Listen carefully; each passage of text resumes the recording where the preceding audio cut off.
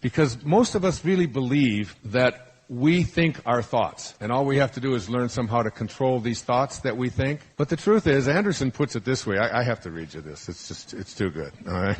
It's one little section in 3 magic words. Just a few words to this. As human beings, he says, we have been tricked into believing that we think. In other words, we believe we make thoughts. It is a peculiar thing that we believe this, since no one has ever been able to say whence a thought comes and from what it is made. But nevertheless, most treatises on the mind hold that man thinks up things and makes up thoughts. Isn't that pretty much what we've all think about when we have all of these thoughts? Yet, if you carefully analyze the process of thought, you will find that it is not you who thinks at all, but it is rather you who observes thoughts as they flit across your consciousness. Stated differently, it is as if the real you occupied a still and guarded position in the very recesses of your being, from which you observe a purely mental world that consists entirely of thoughts. These thoughts parade across your consciousness in a never-ending stream, following one upon the other unceasingly. Some you select and add to you, others you reject and send on their way.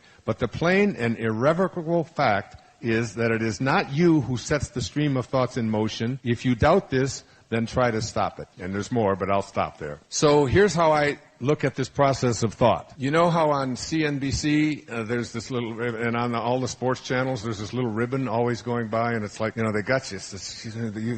You watch the news, and they got a picture over here, and then they got something so you're watching, and then you're trying to read. What does this say under here? Oh my God, I just missed what was said over there. What's this picture over here? You know. So think about that ribbon. Now this is really good. Think about the ribbon, and think about this as just like all the thoughts that are thought are not your thoughts. They're thoughts of God. Every one of them. And they're just trillions of them, and they're going and going, and this ribbon never stops. And you know this. Even when you meditate and you get to be the best meditator ever, you start thinking about how a good meditator you are. You know, it's like, you just can't stop the damn thoughts. And it's like, oh my God, did I turn off, I can't know, did I leave the refrigerator?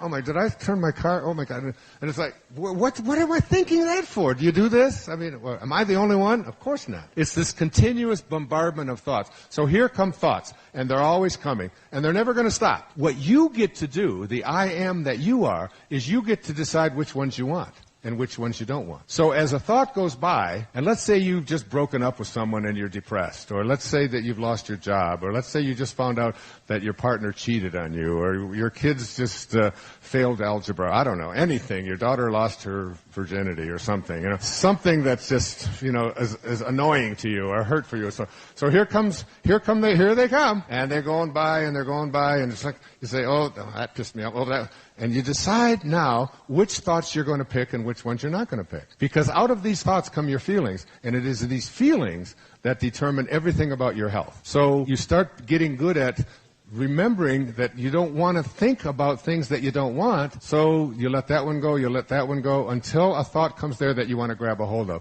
And you replace these individual thoughts that are so negative and painful and cause you to be hurt and cause your blood pressure to go up and cause all kinds of disease processes to take place in your body, cause fatigue, cause worry, cause anxiety, cause cancer, cause whatever. All of this endless thoughts, you start replacing the thoughts, even just if you just do it 3 or 4 times a day. You just pick a different one. They're going to keep on going by. And if you pick one and it just really bothers you and hurts you and you're sad or you're depressed, you just give it back and you just wait for another one. And you put on top of the feeling or the thought in there that is upsetting to you, you put on top of that something that is pleasant. A beautiful thought, a sunrise, the last time you made love that was so perfect, when you're out swimming in the ocean and that sea turtle, which I swim with almost every day. There's 4 or 5 sea turtles I swim with. They're so graceful and they're so magnificent, these huge things, and they're so enlightened because they're always at home. They take their home wherever they go. You know, there they go. So you just put turtles there, or you put whatever,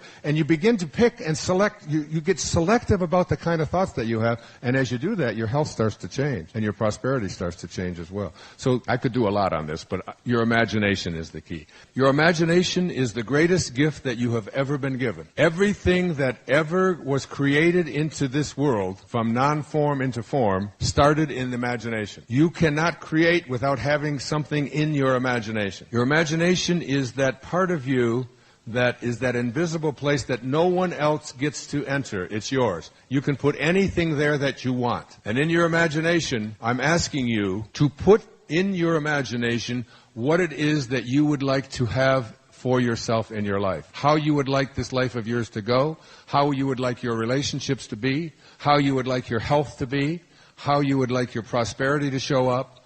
Put it into your imagination. It's yours. William Blake had this wonderful line about imagination. To see the world in a grain of sand and a heaven in a wild flower, to hold eternity in the palm of your hand and infinity in an hour, we are all led to believe a lie when we see with, not through the eye, which was born in a night to perish in a night, while the soul slept in beams of light. That's how powerful the imagination is. And nobody can take it away from you. And everything that you look around at in this physical world was once imagined. Everything has to start with a thought in your imagination. So to see this as a powerful gift